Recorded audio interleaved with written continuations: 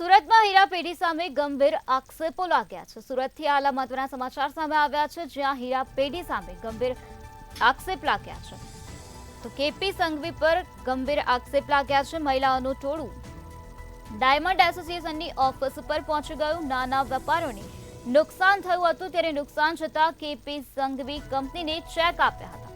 તો ચેક આપ્યા બાદ મૂળ રકમ પણ ચૂકવી આપી હતી, ત્યારે કંપનીએ રૂપિયા લઈ ચેક પરત ના કર્યાના આક્ષેપ કરવામાં આવી રહ્યા છે। ચેક બેંકમાં નાખી રિટર્ન કરાવી કેસો કરવામાં આવ્યા હતા, ત્યારે મહિલાઓના પતિ કેટલાય મહિનાથી જેલમાં હોવાનું પણ સામે આવ્યું છે। મહિલાઓ દ્વારા આપઘાતની ચીમકી પણ ઉચ્ચારવામાં આવી છે, ત્યારે 5 મહિના પહેલા ડાયમંડ એસોસિએશનની મધ્યસ્થીમાં કંપનીને રૂપિયા ચૂકવવામાં આવ્યા હતા। ડાયમંડ એસોસિએશન દ્વારા તમામને એનઓસી પણ આપવામાં આવી હતી। તો અંદાજિત 35 જેટલા પરિવારના લોકો ડાયમંડ એસોસિએશન પહોંચ્યા છે। મહિલાઓના પતિ કેટલાય મહિનાથી જેલમાં હોવાનું પણ સામે આવ્યું છે, ત્યારે હાલ મહિલાઓ દ્વારા આપઘાતની ચીમકી પણ ઉચ્ચારવામાં આવે છે। તો સુરતમાં હીરાપેઢી કેપી સંઘવી પર ગંભીર આક્ષેપો લાગ્યા છે। અસ્મિતાબેન સંજયભાઈ છે। મારા પતિ હીરા સાથે સંકળાયેલા હતા, એણે ધંધો કર્યો, નુકસાની ગઈ, ચૂકવણું કર્યું, છતાં કેપી સંઘવીએ કેસ કર્યો છે। અત્યારે 4 મહિનાથી જેલમાં છે। અત્યારે મારી ઘરે કોઈ નથી કમાઈ શકે એવું, નાના છોકરા છે। હવે મારે આગળ શું કરવું? કોઈ પણ ઘટના બનશે તો હું કેપી સંઘવીને જવાબદાર ગણીશ। મારું નામ ભીંગરાડિયા ઈલાબેન દીપકભાઈ છે।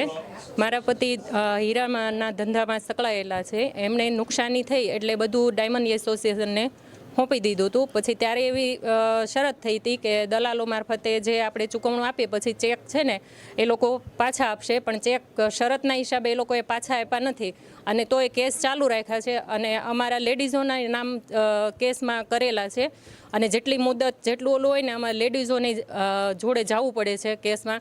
છોકરાઓને એકલા મૂકીને, ઘરે છોકરાઓ નાના હોય એકલા હોય, બધું ત્યાં કેસમાં ઓલે જવું પડે છે અમારે।